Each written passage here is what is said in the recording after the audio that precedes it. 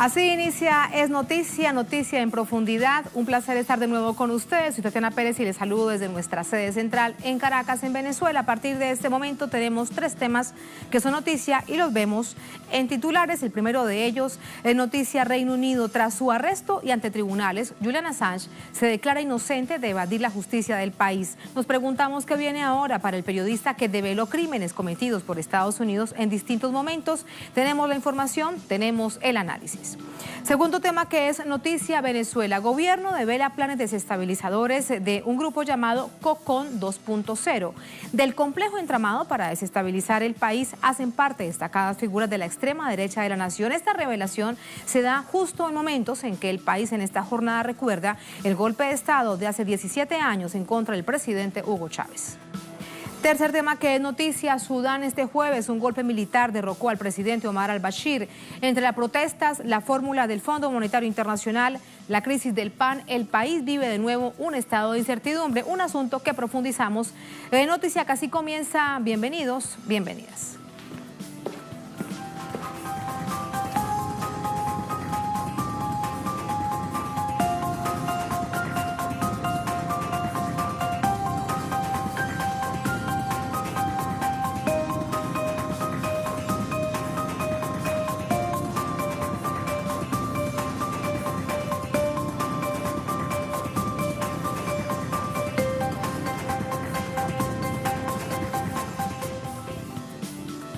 En noticia: Reino Unido. El periodista y fundador de Wikileaks, Julian Assange, fue detenido esta mañana por la policía británica en la Embajada de Ecuador en Londres, después que Quito le retirase el asilo diplomático. Según las autoridades británicas, la acción responde a una orden de extradición dictada por los Estados Unidos. No se le acusa por filtrar información clasificada, sino por cometer hackeo y conspiración. Vamos a revisar cómo se dieron todos los hechos hasta este momento en esta jornada. Julian Assange fue sacado a la fuerza de la embajada ecuatoriana en Londres alrededor de las 11 de la mañana, hora local. Rodeado por 5 policías, el periodista se resistió a la detención al grito de "esto es ilegal". La Policía Metropolitana de Londres, conocida como Scotland Yard, informó que el arresto responde a una petición de extradición de Estados Unidos, así como al hecho de haber violado las condiciones de libertad condicional en 2012. Por la supuesta violación de los términos de su libertad condicional, el activista podría recibir una pena de hasta 12 meses en Reino Unido. Además, la justicia sueca no descarta reabrir el caso por abuso sexual por el cual Assange era buscado originalmente en Londres y a través del cual comienza su persecución. Entre tanto, el Departamento de Justicia de Estados Unidos acusa a Assange del delito de conspiración para cometer una intrusión informática. Según el gobierno norteamericano, intentó romper la contraseña de ordenadores protegidos. El presidente de Ecuador, Lenín Moreno, confirmó que decidió retirar el asilo diplomático y la nacionalidad ecuatoriana a Assange por supuestas violaciones reiteradas de convenciones internacionales. Ahora ha sido así. Le hemos quitado el asilo a este malcriado y ventajosamente nos hemos librado de una piedra en el zapato. De ahora en adelante tendremos mucho cuidado de dar asilo. El abogado del activista en Quito, Carlos Póveda, denunció que la vida de Assange corre peligro y se le negó el derecho a la defensa. Nosotros desde la madrugada hemos posicionado el tema de que no tuvimos derecho a defendernos. Esta era la preocupación y sobre todo una preocupación a nivel internacional. En un mensaje en Twitter, Wikileaks calificó la decisión de ilegal y de violación del derecho internacional. Assange, de nacionalidad australiana, también cuenta con el apoyo del gobierno de su país. Funcionarios consulares confirmaron una visita en el lugar donde permanece detenido. Las autoridades de Reino Unido celebraron la detención de Assange. Tanto el ministro de Exteriores, Jeremy Hunt, como la primer ministra, Theresa May, agradecieron a Ecuador por su cooperación y expresaron que nadie está por encima de la ley. Sobre este asunto, el expresidente Rafael Correa describió a Lenín Moreno como el mayor traidor de la historia del país y el continente.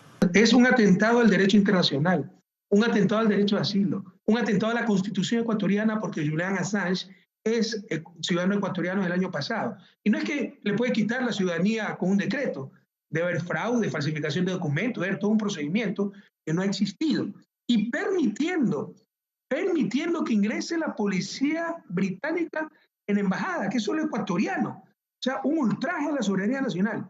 Este traidor es completo, es canalla, tendrá que responder ante la justicia. Vendrá muchos juicios contra Ecuador y contra él, además de los juicios de corrupción. Él saldrá de la presidencia a la cárcel, pero ya el daño es enorme. Ha entregado a Julian Assange a los verdugos.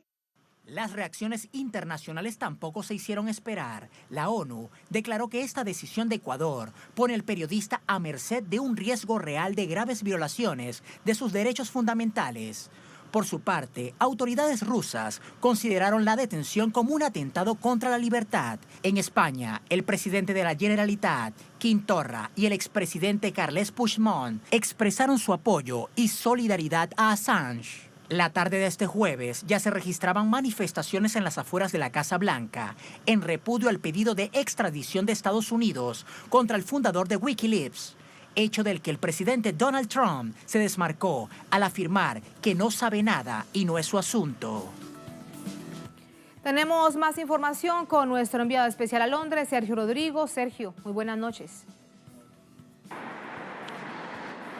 El fundador de Wikileaks, Julian Assange, ha tenido que declarar en este tribunal que está a mis espaldas en la jornada de hoy, tras haber sido detenido por parte de la Policía Metropolitana de Londres en la Embajada del Ecuador, tras retirarle el gobierno de Lenín Moreno el asilo político. Assange ha participado, como digo, en un juicio en el que se ha declarado inocente por los delitos por los que ha sido detenido. Hay que recordar que se le detiene por un acuerdo de extradición entre el Reino Unido y los Estados Unidos. De momento aquí se insiste en que los expertos hablan en los medios de comunicación que esa extradición podría demorarse en torno a 1 o 2 años. En estos momentos Julian Assange va a dormir en una prisión a las afueras de Londres, donde va a permanecer de forma provisional al menos hasta el próximo 2 de mayo, donde se le volverá a citar en este tribunal que está a mis espaldas. Además de ello, preocupación por parte de su abogada, que ha insistido en que esta detención siembra un serio precedente para el resto de periodistas del mundo y de Europa, porque insiste en que la extradición al resto de periodistas que buscan la información puede ser un riesgo para el resto de comunicadores en el mundo. Por su parte, Theresa May ha insistido en felicitarse por esta detención y, sin embargo, las Naciones Unidas han reiterado su preocupación por posible vulneración de los derechos fundamentales de Julian Assange, el fundador de Wikileaks, que hoy ha sido detenido por la policía británica en la Embajada del Ecuador en Londres. Gracias, Sergio. Nuestro enviado especial a Londres se mantiene allí para contarnos en los próximos días lo que suceda con respecto a la suerte judicial y, por supuesto, en todo este contexto internacional que significa el arresto y de qué manera de Julian Assange. Vamos con el análisis. Para ello nos acompaña Pedro Miguel. Él es analista, periodista, articulista del diario mexicano La Jornada, con nosotros precisamente de Ciudad de México. Pedro, muy buenas noches. ¿Cómo estás? Te saludo vía telefónica. Tatiana, buenas noches. Gracias por acompañarnos. Pedro, durante no más de 3 entrevistas que recuerdo, entrevistaste a Julian Assange. ¿Se planteaba siempre un escenario de estas características, salir de la embajada de esta manera? ¿Conversaron alguna vez de esta posibilidad? No, pero en esa conversación, Assange me dijo hagan algo silencio, muy importante. por favor, hagan silencio. Me dijo, bueno, el 99% de los juicios en Estados Unidos por acusaciones del orden federal terminan en sentencias condenatorias, lo que pues no refiere a un sistema de justicia, ¿no? Lo que hace pensar en un sistema de justicia por consigna. Me dijo eso y fue premonitorio, pero no hablamos de esta perspectiva. Y ahora vemos que este ha sido la situación, con una cantidad de reacciones a nivel internacional que de todo lo que denunció y reveló Julian Assange como fundador de Wikileaks es lo que más peso ha tenido para que Estados Unidos generara todo este tipo de estrategia tratando de que llegue hacia esta nación para que sea extraditado. Pues sin duda, los crímenes de lesa humanidad que quedaron al descubierto cuando Wikileaks difundió los papeles de Afganistán y los papeles de Irak.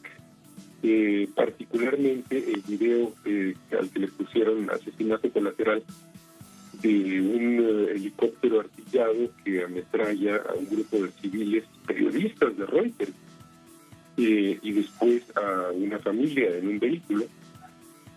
Creo que esto fue demoledor para Estados Unidos porque demostró que era un poder absolutamente descontrolado y absolutamente criminal. Pero también los cables del Departamento de Estado exigieron una democracia imperial, una democracia que no vacilaba en interferir en los asuntos de cualquier país a conveniencia de la agenda estadounidense, tanto política como empresarial. Creo que esto es lo más relevante y creo que son los golpes más fuertes y los que más resiente el establishment de Estados Unidos. Sí, ahora, Pedro, hay distintos matices, digamos, de lo que ha sucedido durante esta jornada. En términos del escenario más previsible, ¿es que sea realmente extraditado a los Estados Unidos? Digamos, ¿este es el escenario más probable en términos del futuro para Julian Assange? Bueno, sí, en términos judiciales y en términos penales, esto sería lo más probable, pero en esa ecuación falta por ver cuánto pesa en la protesta social. Yo creo que el gran legado de Assange y de Wikileaks es haber concientizado a toda una generación sobre su capacidad de acción política en las redes. Vamos a ver si ese legado es lo suficientemente poderoso para contrarrestar esta infamia, ¿no? Claro, te preguntaba sobre matices porque hay otro y tiene que ver con la postura del gobierno ecuatoriano, del presidente Lenín Moreno, de sus funcionarios, acusando a funcionarios del gobierno del presidente Rafael Correa, en particular el excanciller Ricardo Patiño. Sobre eso tenemos esas declaraciones del excanciller y quiero preguntarte después tu visión. Vamos a revisar lo que decía en el micrófono de Telesur Ricardo Patiño. ¿Por qué fue y ha sido perseguido y sigue siendo perseguido Julian Assange? Por haber develado crímenes de las Fuerzas Armadas de los Estados Unidos que eran tapados, que estaban ocultos, a él le llegaron, los hizo evidente, los hizo públicos y claramente lo estaban persiguiendo. Cuando supimos y pudimos constatar que había el riesgo de que él pudiera ser extraditado a los Estados Unidos y en los Estados Unidos se aplica la pena de muerte y se aplican torturas en Guantánamo y en muchos otros lugares, actos degradantes, crueles, inhumanos, nosotros le dimos entonces, para proteger la vida de un periodista, le concedimos el asilo. Ahora se han violado todas las leyes para entregarlo. Nosotros lo protegimos durante tanto tiempo y ahora, violando la Constitución ecuatoriana, que dice claramente que no se puede permitir la devolución de una persona que ha recibido el derecho al asilo. El artículo 41 lo dice: el Estado respetará y garantizará el principio de no devolución, además de la asistencia humanitaria y jurídica de emergencia que la persona tenga. Pero además de nuestra Constitución, la Convención Americana de los Derechos Humanos también dice claramente en su artículo 22, numeral 8, en ningún caso el extranjero puede ser expulsado o devuelto a otro país. Pero además ni siquiera era extranjero, era ecuatoriano. Esto es una cosa muy seria. En la concesión de una carta de la naturalización, para que esto sea, digamos, vuelto atrás, es necesario que haya un debido proceso, que la persona tenga el derecho. Si se dice que hay alguna falsedad, quiero decir lo que establece el artículo 81 de nuestra ley, la Ley Orgánica de Movilidad, dice: la Autoridad de Movilidad Humana declarará nula la naturalización de una persona cuando ésta haya sido otorgada sobre la base de ocultamiento de hechos relevantes, documentos falsos o el cometimiento de fraude en el proceso de concesión. Pero esto tiene que demostrarse ante un tribunal, ante un juez, tiene que haber el derecho a la defensa. Pero nada de esto ha habido. Simplemente alguien dijo: ya señor, usted era ecuatoriano, ya no es ecuatoriano, de la noche a la mañana. Yo lo he dicho claramente, no conozco a ningún hacker ruso. Es más, yo conozco a muy pocos rusos. Y algunas otras personas que nos hemos visto. Y peor a un hacker. en mi vida, no los conozco, no sé de ellos. Si no sé de ellos, peor puedo haber viajado con ellos. Pero además esto significa claramente de que nos están vigilando. O sea, dicen que he viajado con unos hackers rusos. Primero que me digan quiénes son, que me los enseñen para ver si los conozco. Pero esta señora realmente lo que tiene que dedicarse es a la literatura infantil, escribir cuentos y decirnos además dónde dejamos a la Caperucita Roja y a la Bella Durmiente, porque ya es el colmo, digamos, de la inventiva que tienen. ¿Qué es lo que pretenden? Simplemente desprestigiarnos, porque ya esa noticia que sale es la que da la vuelta al país y al mundo, y cuando yo conteste, las empresas de comunicación que divulgaron esa primera noticia no van a decir, incluso no vinieron a la rueda de prensa que yo di en la mañana. Por tanto, no van a tener mi respuesta, y el pueblo ecuatoriano y mucha gente en el mundo pensará que yo casi que soy un hacker ruso, pero no conozco a ninguno de ellos. En mi vida los he visto y esa es la información que yo les quiero dar. Ahora, ¿por qué hacen esto? Porque necesitan seguir ocultando las denuncias de corrupción sobre los famosos INA Papers, las cuentas del hermano de Lenín Moreno en Belice, en el paraíso fiscal de Belice. Ahí está lo que ha dicho más temprano el ex canciller de Ecuador, Ricardo Patiño. Pedro, regreso contigo vía telefónica hasta Ciudad de México. Esta misma situación de la acusación del gobierno de Lenín Moreno sobre la revolución ciudadana, sobre los hackers rusos que venían hacia Venezuela, abre una nueva arista de tensión en el continente justo en este momento. ¿Cómo lo ves? Mira, Tatiana, hay hackers rusos hasta en mi cocina, por lo visto, ¿no? Creo que es un recurso universal y como decía el ex canciller Patiño, pues parece el arquetipo de un cuento infantil, ¿no? De una figura de esas para espantar a los niños que no se quieren dormir. Mira, primero esto empieza en Estados Unidos, se ha dicho en México la derecha oligárquica inventó que había una mano negra rusa detrás de la campaña electoral de López Obrador. Se ha dicho en España que tras la independencia catalana estaban los hackers rusos. Esto no es serio, esto es un chiste. Lo que me parece claro es que hay un trasfondo político, que es el retorno de una derecha corrupta y oligárquica al poder en Ecuador, de una forma embosada, de una forma ficticia, traicionera, y que esa derecha oligárquica y corrupta pues tiene que alinearse con las acciones y con los mandamientos procedentes de Washington, de Londres. Ya se sabe que prácticamente coincide esta captura de y la solicitud del propio gobierno ecuatoriano de que la policía británica entrara a la embajada a capturar a Assange. Este episodio coincide con la concesión de un préstamo del Banco Mundial, un préstamo de billones, al gobierno de Lenín Moreno. Bueno, pues yo creo que las cosas están muy claras y los hackers rusos, pues que se regresen al cuento de hadas, ¿no? Gracias, Pedro, por ese análisis. Un placer. Muy buenas noches. Tatiana, muchas gracias a ti. Abrazo al auditorio y buenas noches. Muy buenas noches. Allí teníamos a Pedro Miguel, analista, articulista del diario La Jornada desde Ciudad de México. A propósito de esta información que sin duda le ha dado la vuelta al mundo, desde la mirada de Telesur tenemos uno de los titulares. ONU y países condenan arresto de Julian Assange tras retiro de asilo por parte de Ecuador. Aquí está, lo ampliamos para ustedes con la fotografía que justo daba cuenta después de que lo suben en este autobús cuando se resistía y decía que era ilegal, lo cual lo ha confirmado desde la Constitución del Ecuador, expertos abogados y también del derecho internacional. El fundador de Wikileaks fue arrestado este jueves en Londres. El periodista australiano había sido acusado por Ecuador de supuestamente haber violado convenciones interamericanas sobre el asilo diplomático. Sin embargo, con respecto a ello, dicen los abogados de Julian Assange que nunca les permitieron la defensa. Eso debería haber ido a tribunales. ¿Qué dice, por ejemplo, el expresidente Correa? Decisión soberana, vaya manera de llamar a la mayor canallada y cobardía. Esto jamás será olvidado por la humanidad entera, uno de los actos más atroces fruto del servilismo, la vileza y la venganza, dijo el expresidente Rafael Correa.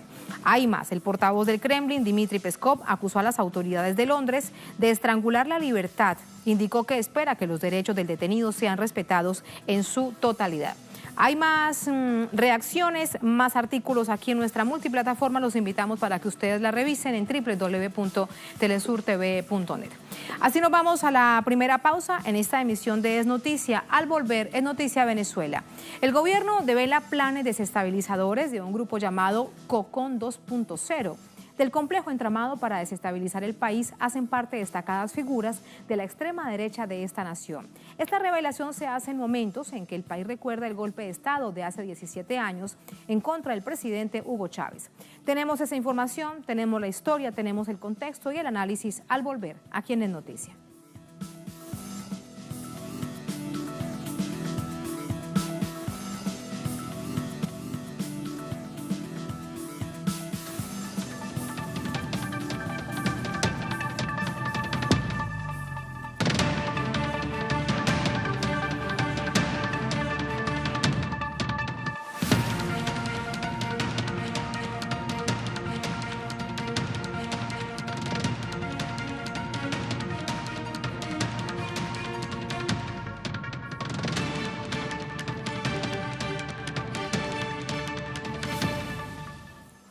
En Noticia Venezuela, el vicepresidente de Comunicación expuso detalles esta jornada de nuevos planes de la extrema derecha nacional para desestabilizar la nación.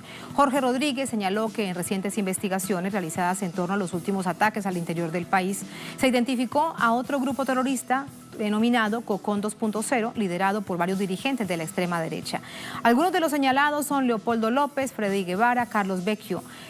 Rodríguez denunció que entre los planes del grupo se contemplaba el saboteo del sistema eléctrico nacional, el suministro de agua, las transacciones bancarias nacionales y el ataque contra la Fuerza Armada Nacional Bolivariana.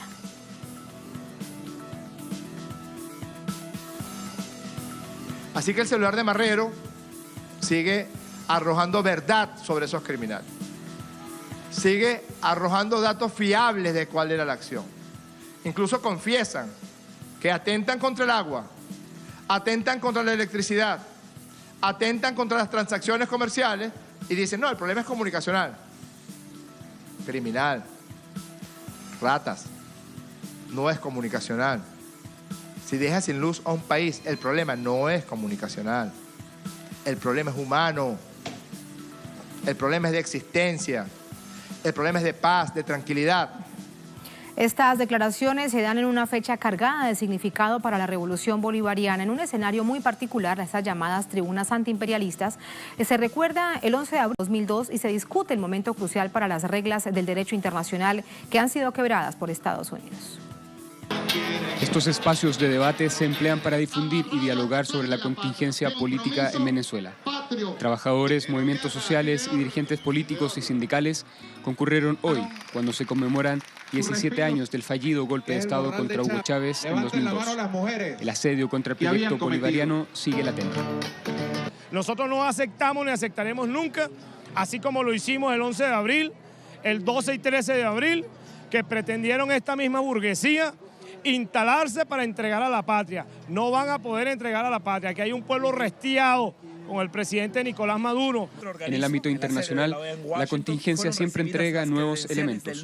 Los más recientes, la última resolución de la Organización de Estados Americanos sobre el delegado venezolano y las presiones del vicepresidente de Estados Unidos, Mike Pence, sobre el Consejo de Seguridad de la ONU. Ha llegado el momento de que las Naciones Unidas reconozcan al presidente interino Juan Guaidó como el presidente legítimo de Venezuela y que se siente su representante en este cuerpo. Este órgano debería revocar las credenciales del representante de Venezuela ante las Naciones Unidas. Estas declaraciones de Estados Unidos son habituales. Solo entre 1947 y 1989 impulsó 72 intervenciones de cambio de régimen. De las 66 secretas, 26 fueron exitosas. De las 6 públicas, como ahora en Venezuela, ninguna exitosa. En 36 ocasiones, Estados Unidos apoyó a grupos militares. 5 de ellas lograron su objetivo. En otras 14 oportunidades patrocinó golpes de Estado. En 9 de ellas, el imperialismo impuso su voluntad. Cada vez que tenemos dificultad para encontrar una medicina, para encontrar un alimento, para encontrar prácticamente cualquier cosa estamos sufriendo el látigo del imperialismo. No hay ningún imperio, ni ningún país, ni ninguna potencia extranjera que nos va a decir nosotros cuál es nuestro destino. Nosotros mismos forjamos nuestro destino en democracia, en paz, en producción, en progreso. Eso es lo que sueña y lo que quiere realmente nuestro pueblo venezolano. En la nueva configuración de relaciones internacionales, Venezuela se ha convertido en un caso emblemático. Diversos analistas alertan cómo los pilares del derecho internacional están siendo socavados por las acciones unilaterales desde Washington.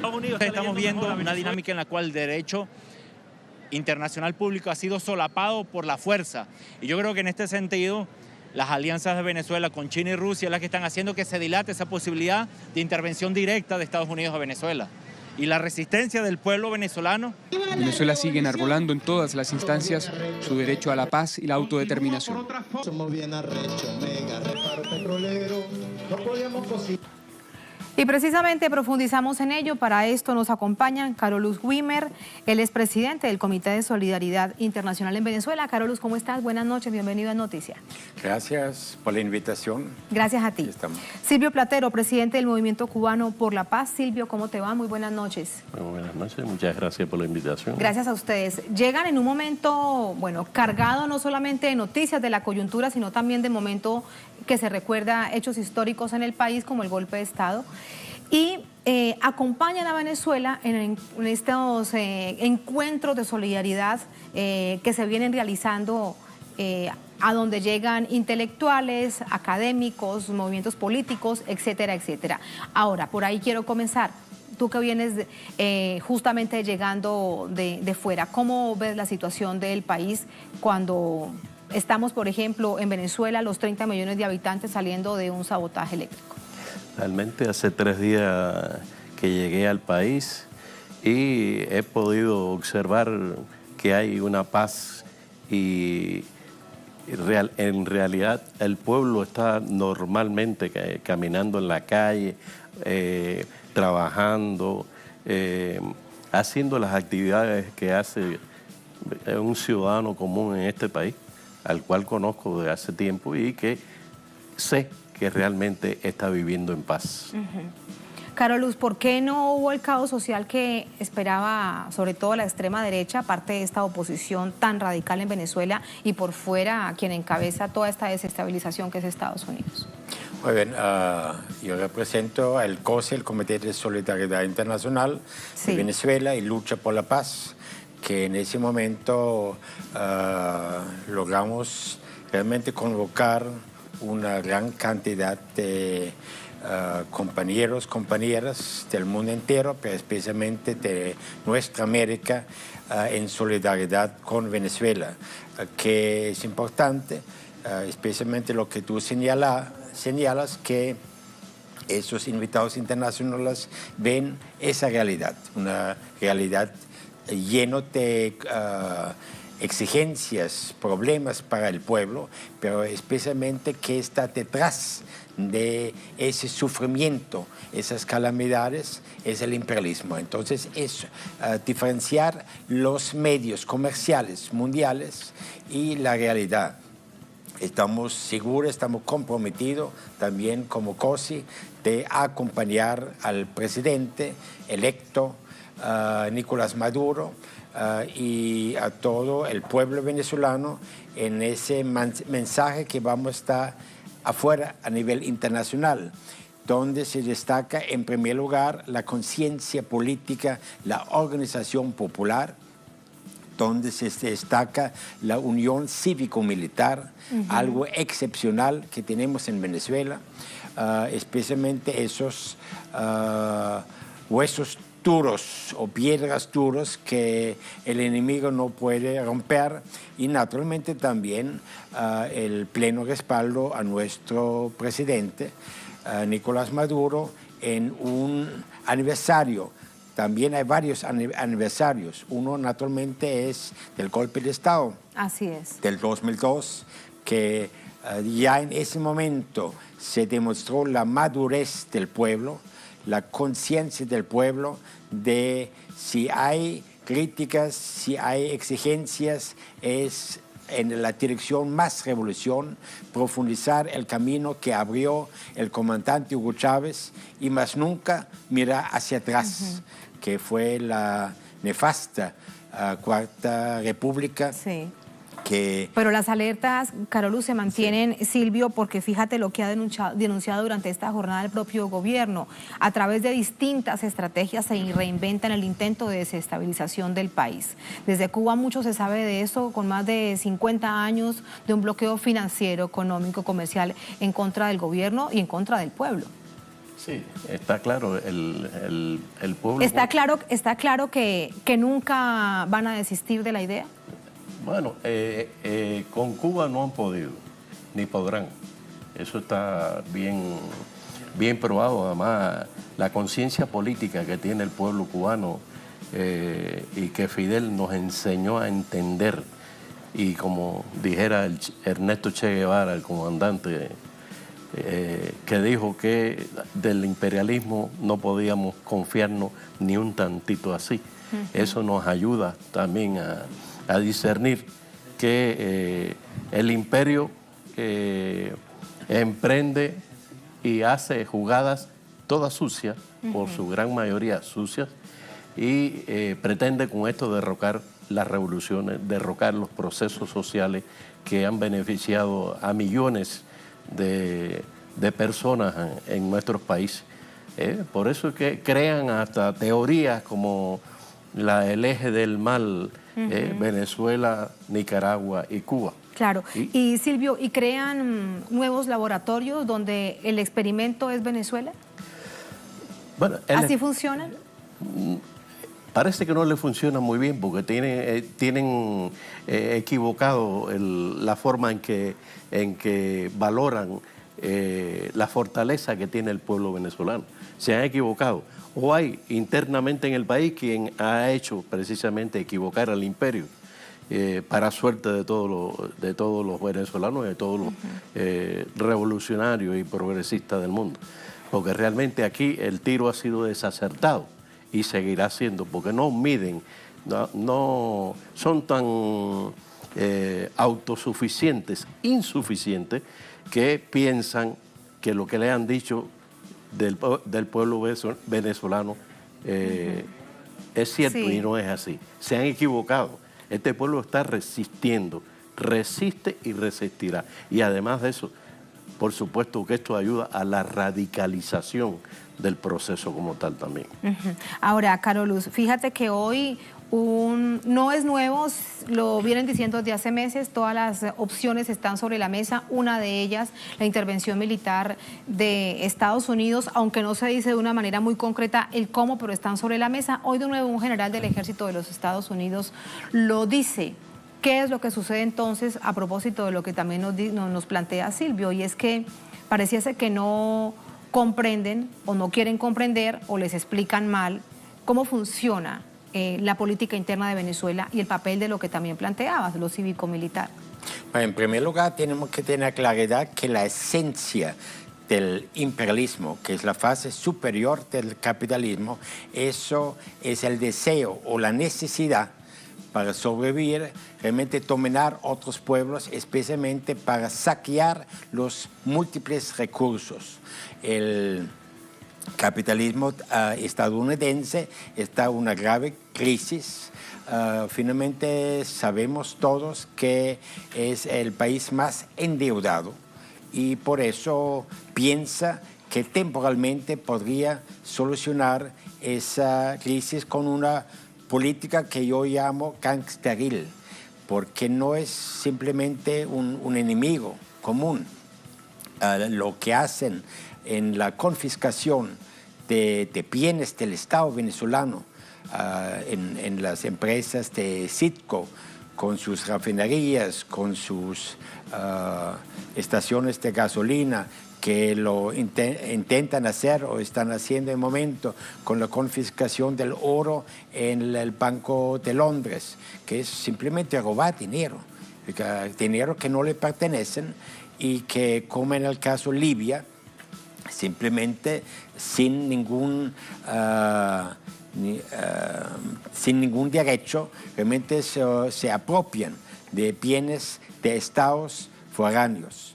Eso es una parte importante. Por otro lado, recordamos que la política exterior de los Estados Unidos, simplificado, estaba basado sobre tres parámetros, tres ejes. Primero, la doctrina Monroe, que es América para los americanos, mal traducidos, decimos nosotros, América Latina, el Caribe, para una élite norteamericana, que hoy en día, con la política de Donald Trump, American First, esa doctrina Monroe los traslada para todo el globo. El segundo es el destino manifiesto, que supuestamente da el derecho divino a los Estados Unidos a llevar su cultura, su democracia, entre comillas, y a los otros países. Eso está hoy, eso está de 1845 y fue aplicado en Irak y Afganistán. Y quieren aplicarlo aquí en América Latina.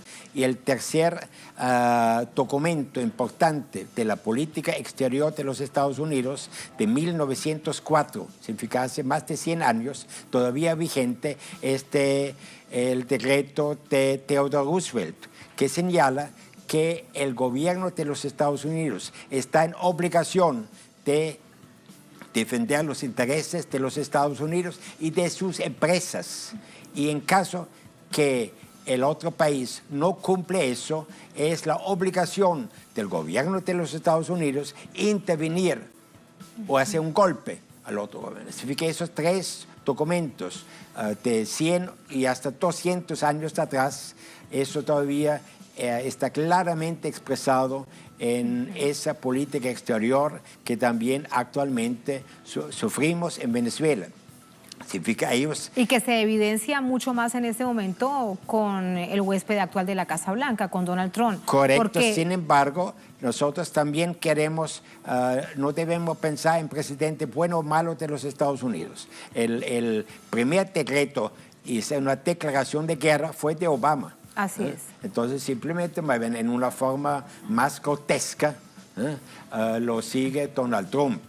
Pero en la esencia, por eso quería nombrar simplemente esos tres hechos del pasado para que tengamos claridad. Mientras no hay un cambio de régimen en los Estados Unidos, significa la clase obrera y los sectores amantes de paz toman el poder, naturalmente ese régimen, ahora lo cambia, ellos nos llaman a nosotros régimen, yo lo llamo ahora a ellos régimen, les damos un cambio de régimen en los Estados Unidos. Pero ese es un asunto que probablemente nos saca un poco del tema, pero necesito preguntarlo ya que lo planteas, Silvio, y tiene que ver con la política interna de los Estados Unidos. Bien lo dices, están pasando por una profunda crisis económica y crisis política, hay una cantidad de dificultades que se evidencian entre el gobierno y el pueblo de los Estados Unidos, pero cuando bien sabemos que hay alguien que intenta traer un discurso distinto, ni republicano ni demócrata, bien sabemos que también lo aíslan políticamente. Sí, por supuesto. Ahora, propiamente en estos momentos, en Estados Unidos está iniciando las campañas para el próximo proceso electoral.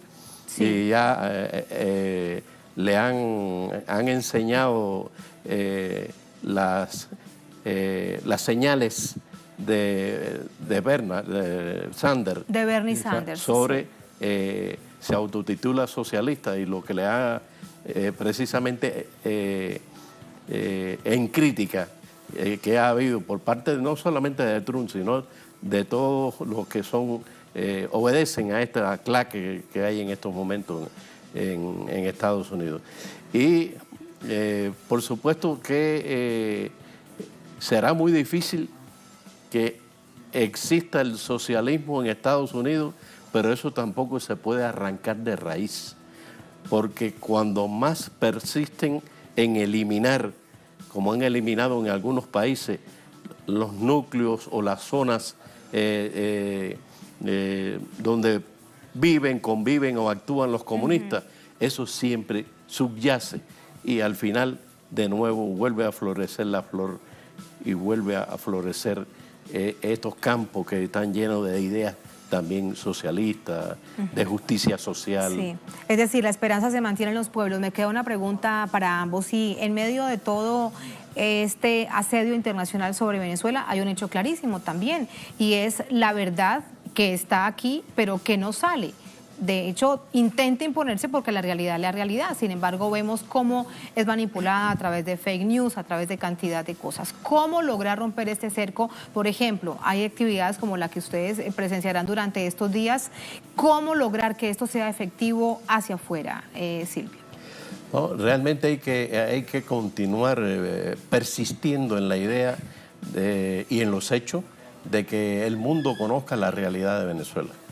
Creo que eventos como este que se está efectuando en estos momentos aquí es una tribuna que hay para que la gente conozca la realidad, que hablen con el pueblo, que tengan encuentros directos con distintas organizaciones de base, sociales, políticas, y en definitiva que se aclaren al respecto. Y la otra cosa es los medios de difusión como tal. Telesur es la vanguardia en este sentido. Es decir, nosotros que de una forma u otra siempre tenemos que recurrir a Telesur porque es la fuente nutricia más importante que en estos momentos hay en nuestro continente. Y ese es el desafío permanente. Y que te lo digo. Carolus, quiero preguntarte también de ello para despedirlos. Bueno, realmente quiero hacer énfasis en la fuerza que sigue siendo el proceso político bolivariano. Esa es una guía para la izquierda, para los sectores progresistas del mundo, y por eso en ese momento se reúnen tanto el Consejo Mundial de la Paz y celebra aquí sus 70 años. Muy importante, ¿eh? 70 años. En ese momento, en Caracas, va a ser a partir de mañana, y también está presente la juventud en la reunión de la Federación Mundial de la Juventud Democrática. Porque esos dos polos, tanto los luchadores por la paz como también las nuevas generaciones que deben seguir ese camino, el camino revolucionario, el camino por el bienestar de los pueblos, eso nos lleva a tener confianza en esa lucha. En medio de dificultades, nunca debemos perder la confianza, la seguridad, y en América Latina, Cuba es nuestro ejemplo.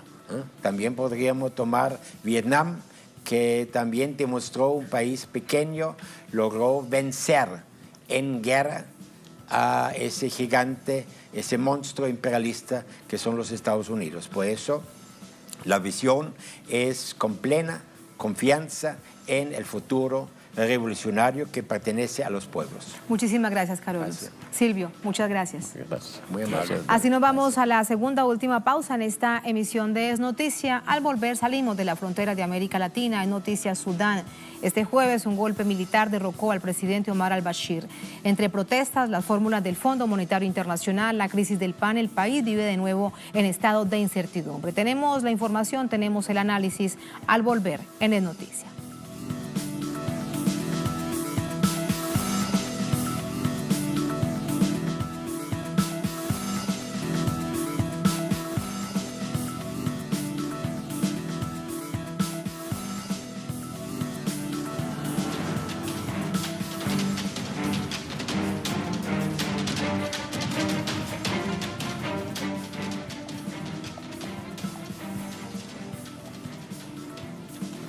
En Noticias Sudán, el ministro de Defensa de este país dirigió este jueves un golpe de Estado contra el presidente Omar al-Bashir. El funcionario anunció la caída del régimen, declaró estado de emergencia por 3 meses, cierre de frontera del espacio aéreo por 24 horas, informó que liderará una transición de 2 años y que luego llamaría a elecciones. Revisamos.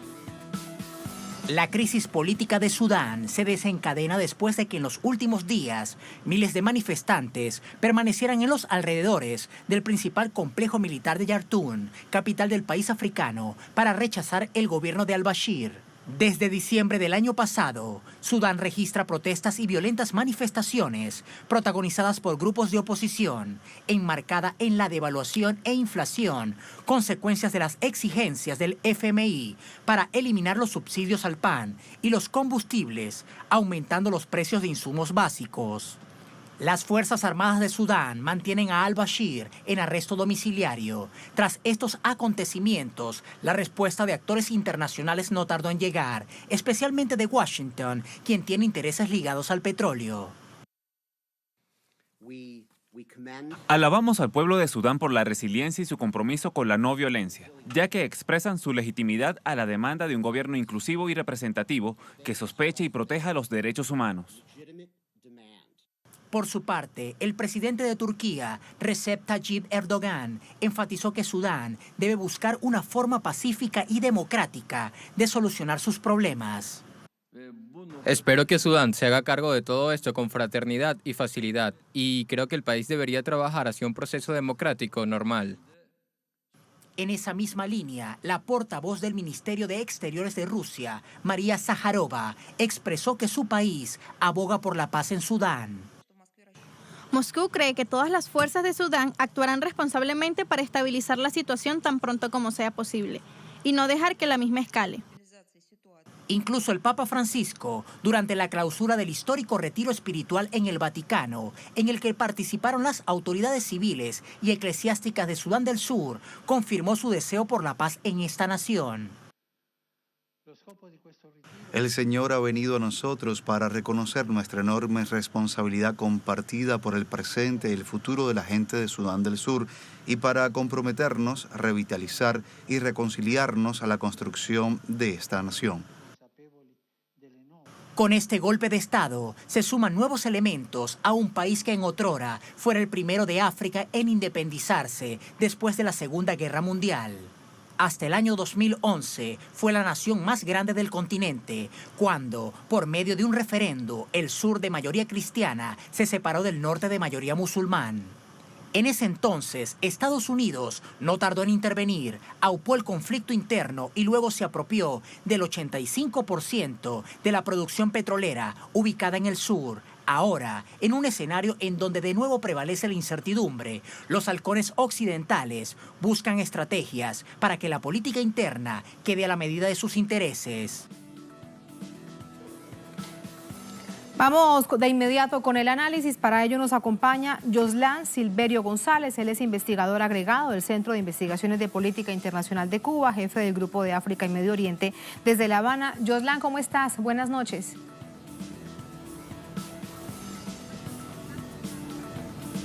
Buenas noches, Tatiana. Un saludo para ti, un placer hablar con usted de nuevo. Y también un saludo para la teleaudiencia de Telesur. Muchísimas gracias, Yoslán. ¿Qué es lo que pasa en Sudán? Hay algunos hechos, según los medios internacionales, que marcan este momento de crisis. Pero de fondo, ¿qué es lo que hay? Es la crisis económica, las fórmulas del Fondo Monetario Internacional, Estados Unidos detrás. ¿Qué es lo que pasa?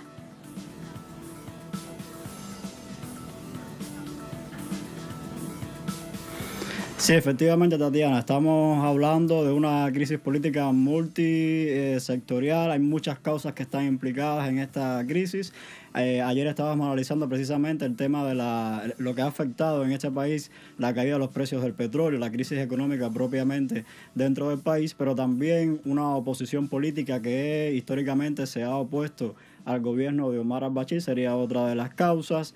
Manifestaciones populares que se han prolongado por más de 3 meses, que han tenido elementos cíclicos también, pero hay otros elementos a lo interno de la sociedad sudanesa que tienen que ver, por ejemplo, con varios grupos armados que históricamente se han opuesto al gobierno de Omar al-Bashir. En el caso, por ejemplo, en la zona occidental del país, en Darfur, estamos hablando de más de 10 grupos armados de diferentes características que se están relacionados con la composición étnica muy heterogénea que existe en esta zona de Darfur, diferentes clanes de los Sahawa, los Mesalit, los Fur, etcétera. Pero también en la zona sur, en la frontera con Sudán del Sur, hay varios grupos armados también que se han opuesto al gobierno de Omar al-Bashir. Aquí estaría el SPLM North, no confundir con el SPLM como partido político en Sudán del Sur. Es decir, este movimiento armado ha operado en las zonas de las montañas de Nuba, en Kordofán del Sur. Por lo tanto, la situación interna de Sudán ha sido bien complicada. Es un país que ha sido caracterizado por la inestabilidad política. Por lo tanto, esta conjunción de factores en los cuales se incluye también el tema del petróleo, pues ha propiciado esta crisis política. Esas son las razones. Yoslan, déjame preguntarte, ¿me escuchas? Lamentablemente hemos perdido la comunicación y ¿Sí me escuchas, Yoslan? Déjame preguntarte, ¿me escuchas? Sí. Para conversar contigo. Tiene que ver con las movilizaciones sociales. ¿Qué tanto hay de auténticas y de espontáneas y qué tanto hay de político en esas movilizaciones? Tiene que ver con las movilizaciones sociales. ¿Qué tanto hay de auténticas y de espontáneas y qué tanto hay de político en esas movilizaciones? Bueno, efectivamente estas movilizaciones se han generalizado en todo el país y los medios de comunicación se han concentrado más en Jartum, la capital, pero se han producido manifestaciones en Omdurman, en Port Sudán, en otras localidades más pequeñas del norte del país y que se fueron generalizando en todo el país. Por lo tanto, aquí sí hay un nivel de espontaneidad en cuanto a estas manifestaciones, un clamor popular precisamente oponiéndose a la mala gestión económica del gobierno de Omar al-Bashir, que han buscado una manera de solucionar este problema económico. Por lo tanto, sí creo que ha sido manifestaciones espontáneas y algunos analistas lo han comparado con el tema de la primavera árabe, como estas manifestaciones, lo vimos en recientes reportajes, el tema de la mujer en una sociedad tan conservadora islámica como la sudanesa, como la mujer ha tenido un rol protagónico, también el uso de las redes sociales para la movilización de las personas. Ahí está entonces, este es el panorama en el que se da ahora una transición de 2 años. Yoslan, gracias por ese análisis. Muy buenas noches.